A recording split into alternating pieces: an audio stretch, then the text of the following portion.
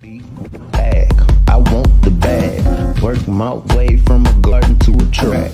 Flip it from a track to a plot full of acres. Do it for the farmers and producers and the makers.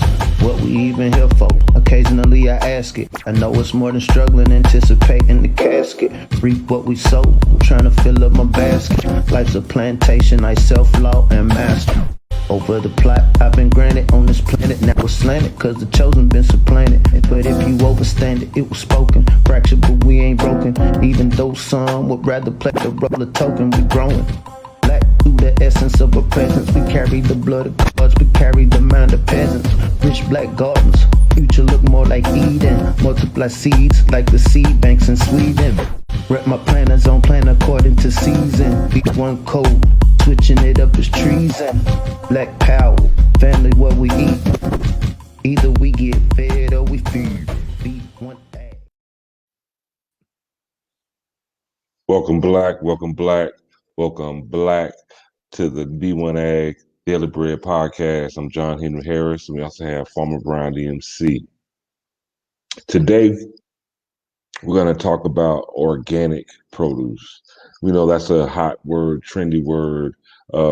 It's a much needed word that we need to have because, organic, we're thinking about real food, foods that are grown without the harmful pesticides and additives that cause a lot of health problems, not only within our community, but within the world.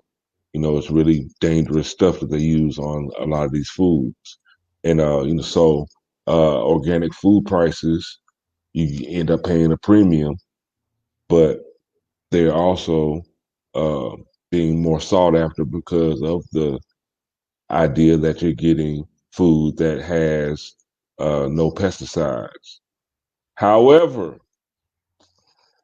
because of a lack of oversight and testing, a lot of we're as organic food sales rise, there's also a rise in food fraud.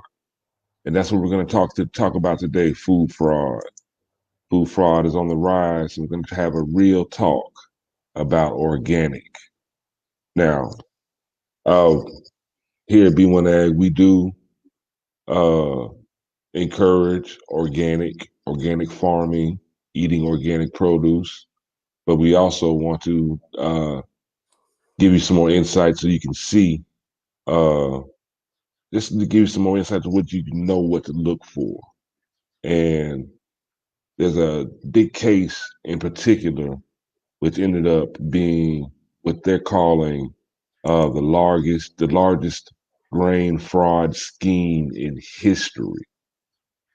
And I just want to tell you about this real quickly because it's amazing. There's a lot of different layers outside of it just being grain fraud. There are a lot of layers to the story. Now you have a farmer, Stephen Whiteside, age 57. He pleaded guilty in December to signing a document that allowed Randy Constant to misrepresent conventionally grown crops as higher priced organic grain. Now this is out of Chillicothe, Missouri. Now he was sentenced. Randy Constant, he was considered the mastermind behind the grain scheme. And he was actually sentenced to 10 years in jail. However, he killed himself 3 days after he was sentenced to 10 years in August of 2019 he killed himself after he was sentenced to 10 years in federal prison on one count of wire fraud. Now, believe it or not, this grain scheme involved at least $142 million in grain sales. Now, Randy Constant, again, he was considered the mastermind. He killed himself after being sentenced to 10 years, 3 days after being sentenced to 10 years. Stephen Whiteside who also pleaded guilty. He was only sentenced to serve 1 year in prison, the maximum under the sentencing guidelines, followed by a year of supervised release, and also to pay a $55,000 fine for his role in Constance's 8-year long-running scheme that the government maintained had undermined consumer confidence in the organic food industry. Okay, so you can get caught with a bag of weed when they're trying to take your driver's license. Some states, you going mandatory jail time. You got people in jail right now that are still serving years and years sentences for weed. Small amounts of weed at that. But they defraud the government for $142 million, and he gets a year off. And the judge cited the fact that he didn't have any prior convictions and he has family obligations. Isn't that sweet? Farmer Brown, organic food is very important.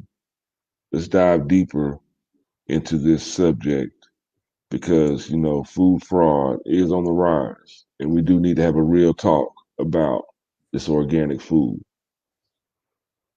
First, I'd just like to say peace to the B1AG family. Hope everybody's doing well, absorbing some of this sunlight, depending on where you're at. You think about the RICO laws. Hey, if you're connected with this person who's doing this crime, you're equally, liable to get punished. These punitive laws. Like you said, the administration that's in office right now is responsible for hundreds of thousands of melanated men and women being locked up for, something is, we're not saying drugs are great but come on, let's put this in context. So you said $140 million worth of grain. So $142 million. $142 million. And so what are the implications of this?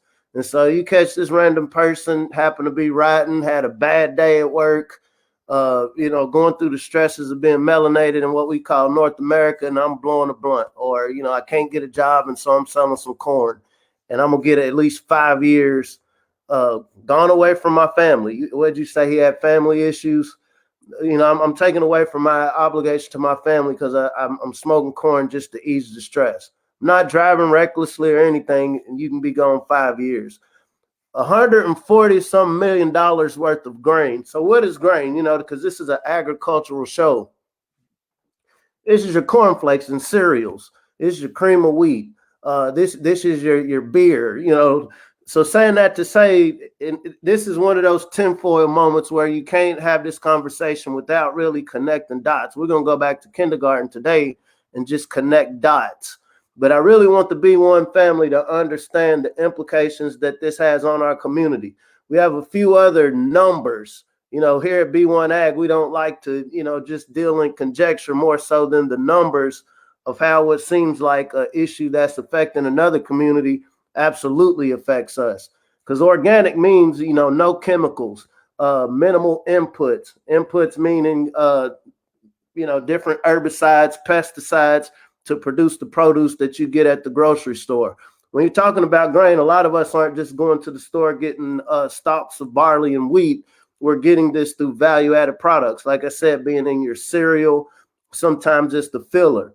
And so this makes all sorts of a difference when you think about this concept of pre-existing conditions that we now have to have experimental medicines to mitigate. We're going to deep dive into it, but I think we have a video real quick because this is much larger than just organic.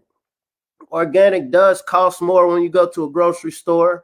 As a consumer, you feel like you made a better purchase because I got an organic carrot versus a non-organic.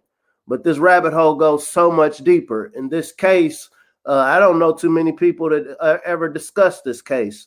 But real quick, we're going to talk about this concept of food fraud, and then we're really going to deep dive in.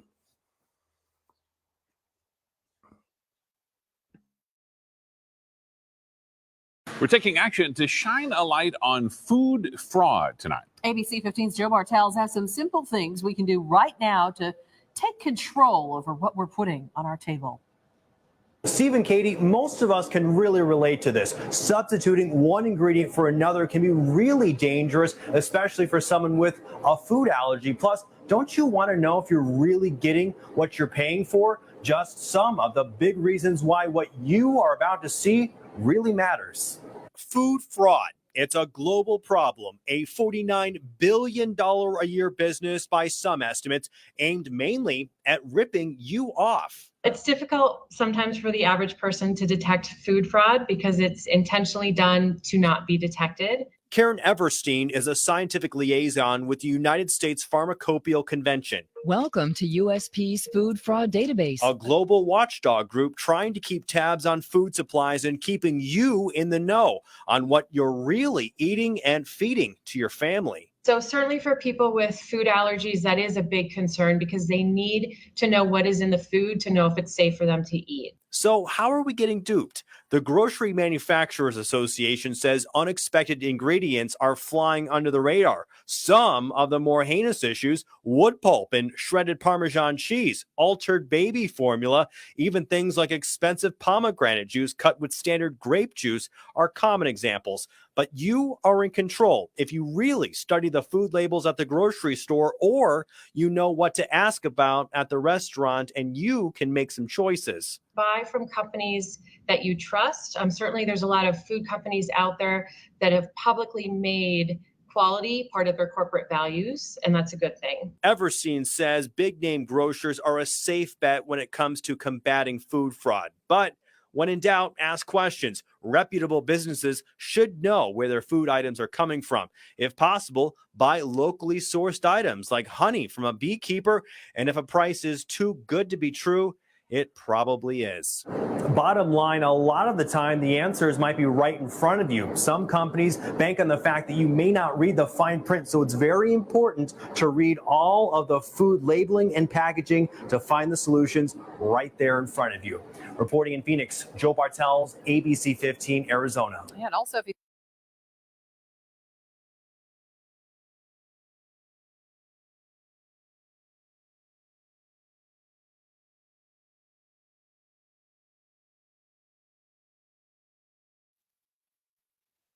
Hey, Brian, volume. Okay, so give a context of what this food fraud is. And so according to the FDA, it calls it economically motivated adulteration, EMA. It's the intentional sale of food products that are not up to recognized standards for economic gains. The ramifications of food fraud can range from damage to brand reputations, damage to revenue for food retail and business, or health complications to the consumer. Food fraud is a global business worth in the excess of $50 billion annually.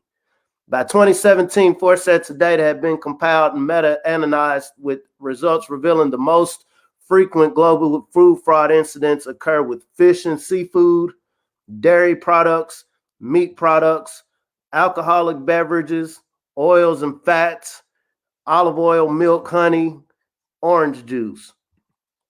Now, some people say, what does that matter to me? I just eat, I read the labels, I see organic. Well, another report from consumerfed.org, the higher incidence, because when we think about, okay, you're not really getting what you think you're buying, this opens up for foodborne illnesses. You're assuming that you're buying something, and you think about the kids in the melanated community, for example. Certainly we have all of these allergies, all of these things that lead to pre-existing conditions. They say poor consumers, I hate to use this word poor, particularly children, are up to 50% more likely to report these instances of foodborne illnesses. A lot of this directly ties to you're buying something that's not what is being sold to you. This is a big business, y'all. Just like, we think about the black market with the organs, people, taking people's organs, right? We found it was a country in Africa. They were cutting men's penises off, selling them somewhere in Asia. This is a very deep conversation, and I hate to digress away from what we're talking about with organic, but I want the B1 viewers to really put this in context when we think about the laws that are being implemented in what we call North America right now. They're calling them hate crimes. And, we don't like to disparage groups, but you got to call it how you see it. And so the majority of this activity is coming from what we'll call Asia. It's a lot of the fish that we eat. Literally 90+% of the seafood we eat comes from Asia. But then it's sold to us as if it came from Chile, as if it's coming from Central America. So you think I think I'm eating some healthy salmon? I love salmon, and it's being told that is raised fresh, is raised locally, but this is something totally different from a whole nother part of the planet. And it ain't got to do with maybe with somebody being nefarious. More so, okay, it's more profitable for me to get this cheap stuff that looks like salmon to sell to these unassuming customers that don't know no better, that don't know what to look like. A lot of these customers don't know that this meat they're eating isn't necessarily beef, it's horse meat that just has some red dye in it to make it look real appealing. And we know our communities, as the FDA will come out and tell you, our communities that we live in are more affected by this dynamic. When we think about a grocery store, we had done a podcast a few weeks back talking about how each grocery store, like whatever your zip code is going to be different. And your more higher income areas, they're going to do a test for yourself, B1 family, if you get a chance.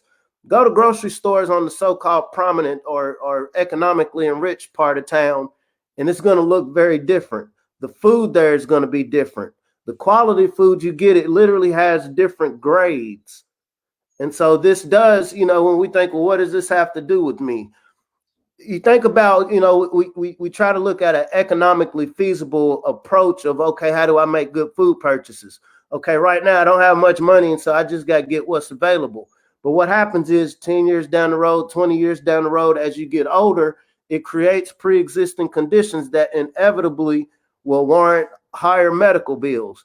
We also know that we're in a place where the medical community doesn't necessarily prioritize Black or melanated pain over other groups. It's assumed in their studies that show that people assume that we can somehow absorb pain better than others. So I'm not going to give them the necessarily best medical care. But let me tie this back to this whole agricultural operation. These two gentlemen, I'm not going to call them gentlemen, these two criminals, this mob, this criminal syndicate literally got 1 year prison. I think the highest sentence was 10 years, and he offed himself. This is $140 million worth of grain, and you got to know that the majority of this went to areas where our people live at. And so as we're having this conversation, what do we do about this, family?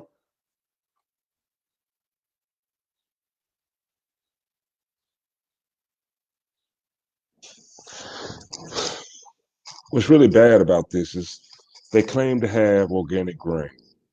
So say if a farmer who has livestock, yeah, I feed my livestock with organic grain. Therefore, I'm going to charge higher prices for these steaks and these hamburgers that come from my livestock. Which again, when they sell this to the stores, higher prices, markups, and those markups are passed along to us to consume. But we're not getting what we're paying for, and that is an issue. But the biggest issue that they're having within the organic world is just the fact that it's a lack of oversight. It's just a big lack of oversight. Because at the end of the day, there are just 77 accredited certifying agents authorized to police and certify operations worldwide. Just 77. There's 77 accredited certified agents that will say, yes, this is organically grown. No, this isn't. 77 across the entire world. And of those 77, only 60 are based in the United States, and the remaining 17 in foreign countries. They can't check everything. Think about the Suez Canal, the concept of these large barges with all of these shipping containers. It's been brought to the public's opinion as of the last few weeks. I learned this back in my food safety course doing undergrad. there's no way anybody, I've worked at Amazon, UPS, and so you understand the logistics of unloading a truck, right? And so you imagine you have these barges with hundreds, if not thousands, of shipping containers. How do there's no way to do any sort of legitimate quality control. You're not going to be able to go through all of these boxes to discover whether or not, okay, is this food, what it's being sold as. And so think about it. Once again, this is a big business. This isn't a thing where, I accidentally just missed a few of these shipping containers. Like, no, there's a conscientious effort to bring this unhealthy food in. When we have this B1AG conversation, it isn't about, hey, we just want people to go out in the field and just farm and be happy and play with their cows. Like, no, we really have to look at our food security. I didn't know it was that. I thought it was a few more than that. You said 77 around the world. 77 around the world. And then just to give just a little bit more context on how little they can do, there's a California-based certifying agency that stated that they're responsible for 50 operations, but only take samples from 3 operations each year. Now, California has the most organic growers in America at 3,108, which accounts for 50% of the nation's organic fruits and vegetables, totaling more than $3 billion in sales. And they're only getting 3 samples taken per year. And so that leaves 47 other operations unchecked. There's more quality samples on who's selling dope in whatever random neighborhood. You have more agents. You can't make this up, y'all. You can't make this up. I smile to avoid frowning about it. But, we're in a system that is more concerned about locking people up for survival crimes versus what is all of the 7.6 billion people on this planet need: food. And so we're more worried about locking these melanated men up than what kind of food we're eating. And you're seeing how this behemoth of this system is shooting itself in the foot. One of the, I'm going to say, benefits of being a melanated person in this Western hemisphere is we've been subjected to so much toxicity and poison that I literally think genetically our bodies are being immunity. When we think about herd immunity, our bodies are being so used to this poison that we're getting used to it. And I'm not saying that in a good way, more so than moving forward, because I don't want my 2 children to get used to toxicity. I don't want them to see that as normal. And so one of the reasons we have this B1AG conversation is, since we know these dynamics, these are truths. Like we continuously say here, once truth has been presented to you, it's now on you as the receiver. What is your action item going to be? How do we create this ag code to address this? Are we motivating? Are we incentivizing young men and women in our communities across the diaspora to go into food quality?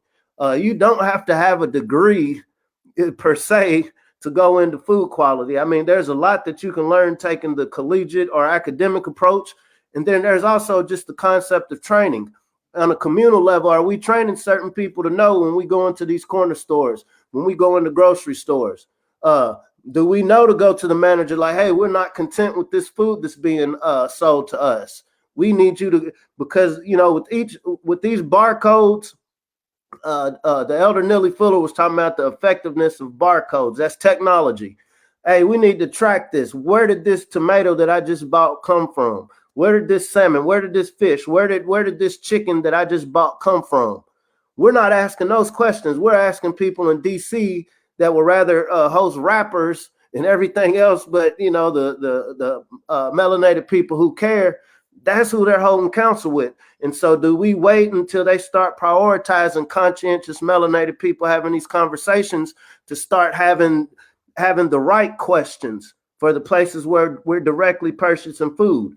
The point you made about, the feed for the livestock, that makes every difference in why people are getting cancer, why people are getting diabetes, why people are getting all of these sicknesses.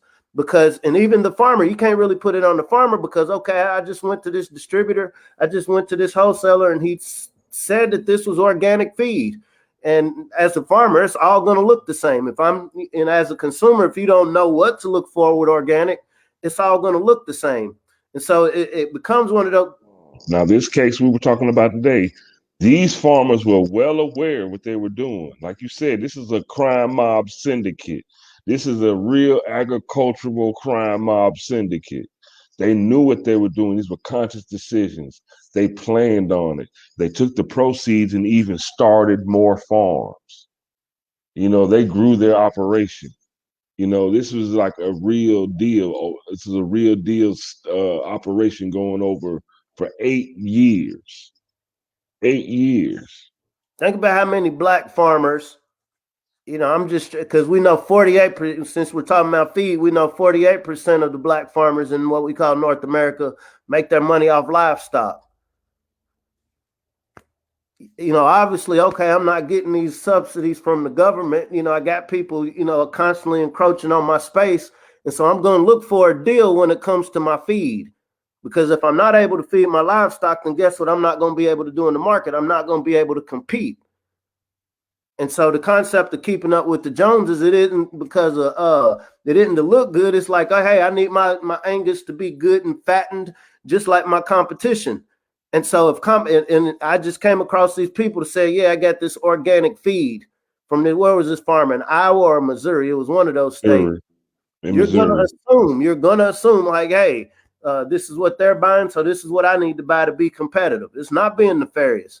This is being a conscientious enterpriser with your operation. And so what is happening unintendedly? I'm unintendedly contaminating my flock with this feed because this syndicate understood what they was doing from the jump. I'm selling you this. And so now look at all the layers when you're wanting to do quality checks. And this is how, you know, we live in a place now they're wanting to wipe out history. You know, we're dealing with a group of people like, no, we don't want you to see that part of history. No, wipe that out. We don't need critical race theory. We just want you to look at the world of, okay, I'm here and things are bad. What happened? But don't think about how this happened. We know we got to point Z, but take out A through Y. When we think about our food quality in this B1AG conversation, the three things we talk about: how do we support the black farmers that exist? That 48% of black farmers who we know are raising livestock. How do we make sure? Is this through communal pots? Is this through communal-based funding that their livestock is getting grain? You know, are we making this grain available for those looking for things to invest in? Do we have a critical mass of us, our investors that are investing in organic feed or organic hay operations? We need a new layer of farmers. We need a new layer of ag scientists that's going into the fields of understanding the feed and nutrient needs of livestock for our chickens. We think about our children that's walking around here, little girls looking like they're about 45 years old because of this chicken that's been injected with hormones. When we go to a store, we'll look on a package. I like to be a conscientious shopper, right? And we'll look on the package and it says, oh, hormone free. How do you really know? You know, if you take this hormone free, say, chicken breast out of a package and put it next to one that's been injected with hormones, but you took it out of a package and lay it on a chopping board, are we really as consumers conscientious to know which is which? Because it's all going to look the same. So once again, when we think about the things that we, I'm not going to say argue about, but the issues that we as a community find important, our food security is everything. We think about these vegetables, because once again, it's going to cost us on the back end when it comes to health care. If we're eating contaminated food, if we're not eating, you know, as conscientious parents, we want to make sure our kids are getting the best food possible. But then you wonder why we have all of these allergies out of nowhere. You know, how do my child get allergies? And, you know, I feed them healthy food, but this is economically motivated. This is economically motivated. This is not accident. It's not happenstance. This is literally a code. And this is why we keep stressing this code. There is a code of people. And please believe that these farmers that get caught, what is the first rule? Just don't get caught. They're just the ones that got caught. They took the bullet for everybody else who's doing this that hasn't been caught. This is a much broader conversation that we need to be having, family. We need to be producing growers, conscientious growers, holistic growers that know how to factor in the whole ecosystem. One of the most adulterated products is honey. Where does honey come from? That comes from bees. Well, we know that there's massive bee die-offs. Where does this come from? Well, the bees are going from flower to flower, and these are genetically modified crops. And so guess what's going to happen in this honey that I'm creating? You know, we have tech gurus buying hundreds of thousands of acres to experiment with this type of activity. So the case we're trying to make is, are we incentivizing people to get their own spaces to invest in? It might not be as profitable as organic on the front end, but we know on the back end, okay, because I've taken time with my 5 acres, my 10 acres, my 20 acres, my 100 acres to really be conscientious about what I'm feeding my animals, what I'm feeding my chickens, how I'm maintaining my crops. Am I using natural herbicides? Am I just investing in more of a human workforce versus bombarding this land with pesticides and all of these chemicals? These are all things to think about. We're not here to say, yeah, we have all of the answers. Listen to us, and this is how it's going to win. But we know that these are conversations that we need our bright minds thinking about versus asking people who, I'm going to just give you 1 year for this $140 million crime that you just committed. And I know me and you were talking before we got online. And I was, we get a lot of comments about that world map behind your head. And I would like our B1 family to, just take a glance at that map behind his head. You see all those lights, those light yellow and light brown areas? That's dry, y'all. That's dry land. Do you see how much, if you go back to older maps, parts that were green are now turning brown because of the over farming, because of we're using up all the water in the aquifers and things of that nature. The world, like the land is literally drying up. So we have to be more conscientious of how we grow our food. And also, if we don't really know what organic food is or what organic food looks like, we will accept anything as organic. We have to really educate ourselves on, what we are really putting in our bodies, because it does matter. And it's getting stranger and stranger. We've had a lot of shows talking about the 3D printed chicken nuggets and steaks grown in petri dishes. This is what the world's turning into, fake food fraud. There was a sample. There was a study done, and this is according to Food Authenticity .global.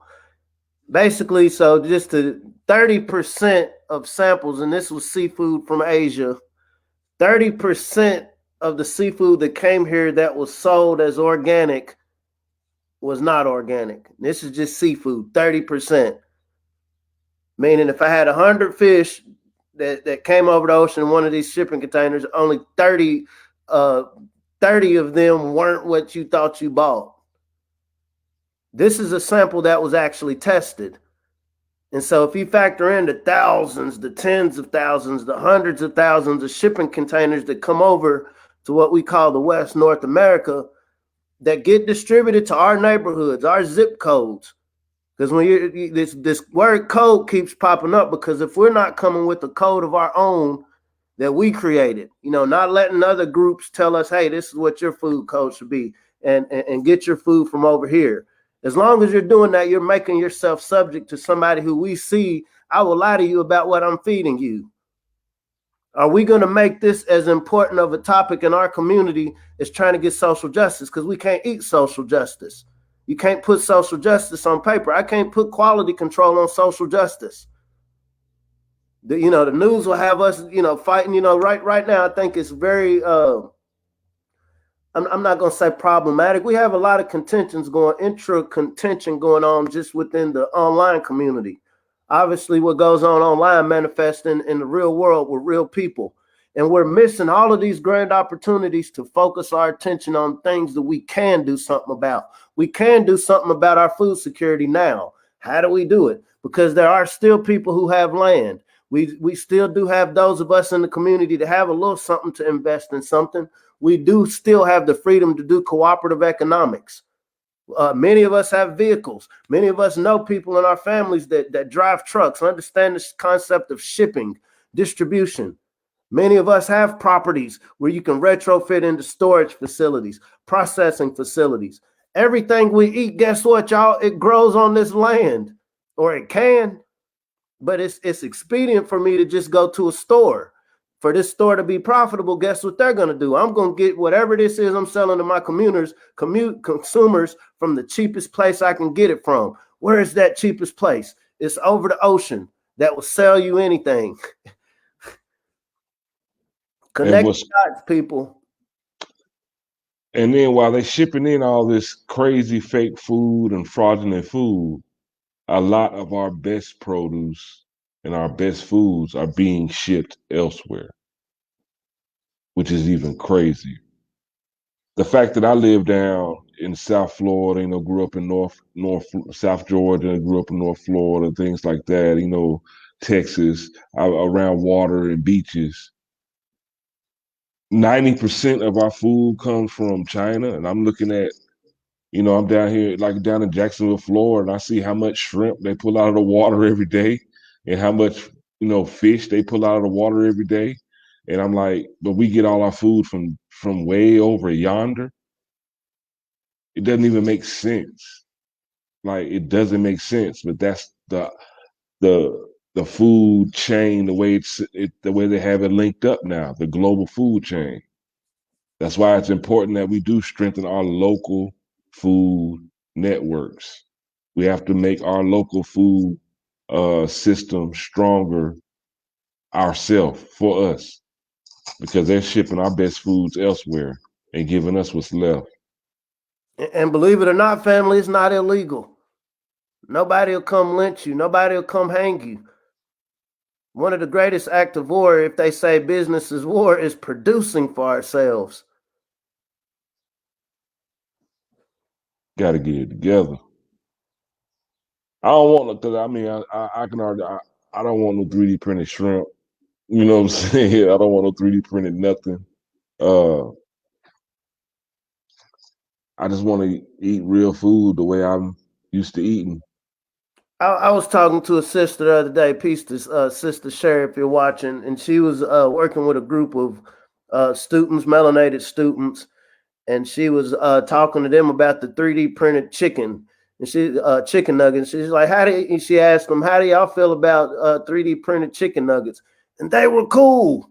She said it was disheartening to her that they were cool because they didn't have a context. They didn't put two and two together. Hey, if this is printed, what is the material? When you're printing, I'm thinking of paper and ink. And so how do you print something that's biological? And then what if our young people's minds see this as normal? It's not normal. And this is why we have to have these conversations. It's not for one faction to be right or wrong. It's not for one group. Oh, you're the educated folks. No, we're all people to have stomachs. We're all people to want to see the next day and make sure that future generations are able to create future generations. But if in our minds, because we're not making this a part of our everyday culture, we somehow see 3D printed anything that we consume. I don't like my kids like to eat paper right now. And it disturbs me because I know how paper is made. But imagine our kids are eating 3D printed meat and that's normal to them. Then what are they going to tell their kids? What's going to become normal to their children? In the case that we're able to have children, we see that there are absolute eugenic operations going on around this planet. And we will be foolish as a people not to see that. There are groups of people, I encourage the viewers to look up Thomas Malthus, the Malthusian theory, that somehow planet Earth, the population is going to grow so wide, we need to get rid of the useless eaters. These are scientific terms.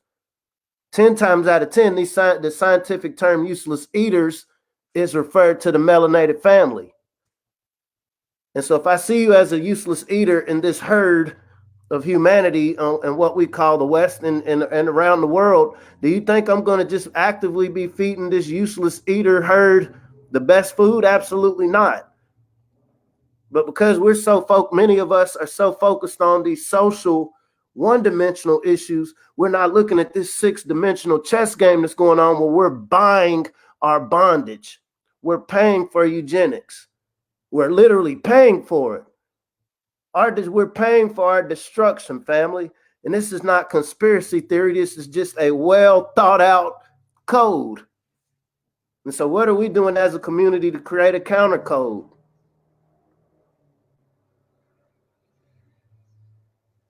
I hope the B1AG family has their thinking caps on, because it's going to take, our best and brightest minds. And I'm not just talking about, those of us with degrees, but those of us with good old common sense.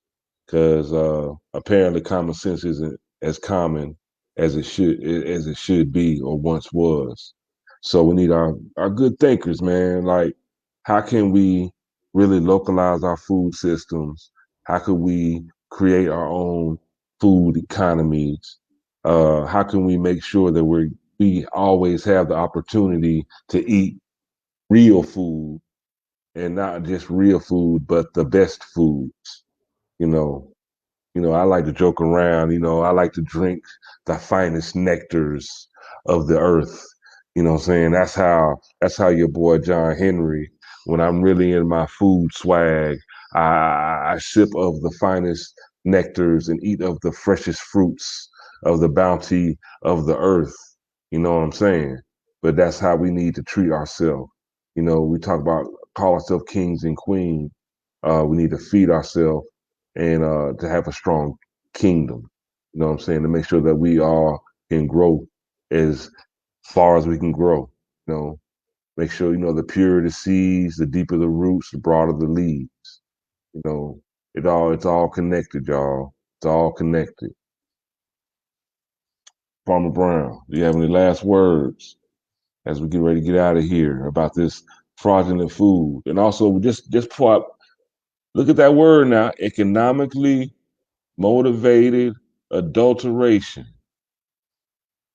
They have an economic motive to mislabel this food and sell it to us at a premium price, regardless of the health outcomes. That's why we encourage growing your own food. That's why we encourage, so not just for our health, but also just for the knowledge of knowing what a real tomato looks like, what a real cucumber looks like, what real chickens look like, what a real steak looks like. So they can't feed us just anything, some matrix slop or some matrix blocks. You see what I'm saying? Currency is a representative of our current. Sometimes I ask myself, what do the rich people care about? If I have billions of dollars, do I care about dollars? I care about the current, the flow. We're organic beings. If you want to get metaphysical, I don't even think it's too metaphysical. I see it as literal. We're batteries. We're living organic batteries. To power these organic batteries, you have to have organic input, right? We're sun-kissed, but not just being kissed by the sun. We're connected to this land. And the more that our diet is being taken away from these natural elements, we become less natural human beings. We become less natural spiritual beings. We need to grow harder, y'all. We need to create seed banks, heirloom seed banks. We need to incentivize our young folks to go into not only just going into school, but also trades that have to do directly with producing food, processing food, shipping food, storing food, marketing food. We need to support the farmers who are already out there doing this work, support their operations, making sure that they're not feeding their livestock something that, these mobs are selling them. We need to figure out pools of information for people who are wanting to get into it, to streamline the info. We've been very fortunate in these last few months. A lot of people have reached out. We've been able to share a lot of information. I think I'm learning more than the people we're talking to. And so, how do we amplify these conversations exponentially?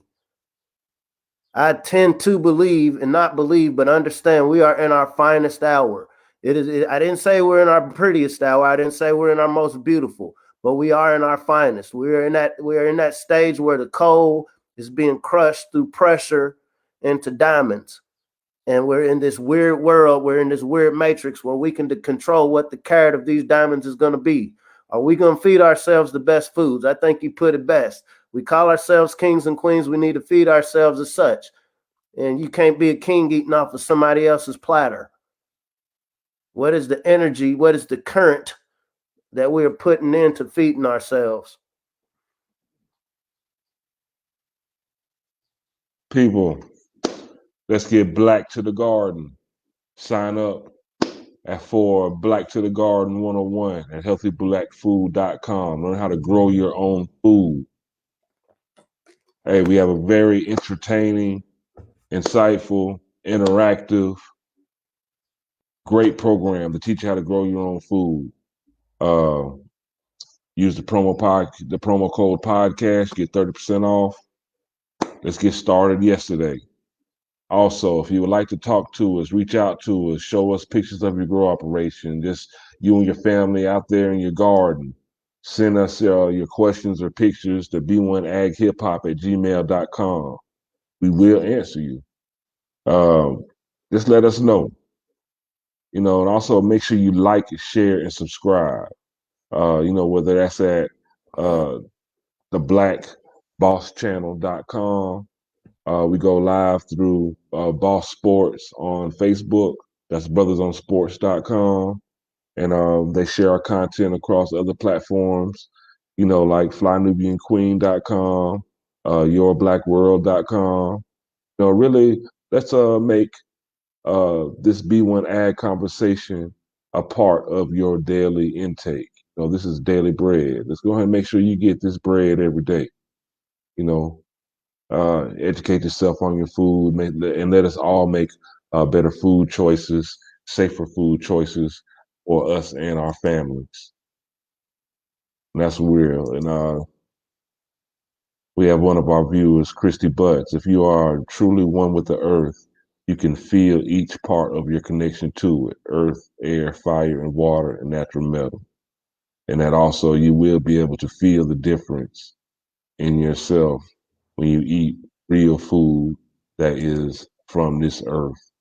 It does make a difference. Organic does make a difference. But we got to make sure that we are getting this real organic and not some EMA, some economically motivated adulteration food. We don't want no EMA. You sell that fake WAP in the hood, you get beat up. You might get dunked on. You know what I'm saying? That's how I feel like, with the agricultural mob, I feel like we need to ride on them food. You know what I'm saying? Y'all mess with my pineapples and my nectars. You know what I'm saying? I like fresh fruits. I like mangoes. Told me this was organic.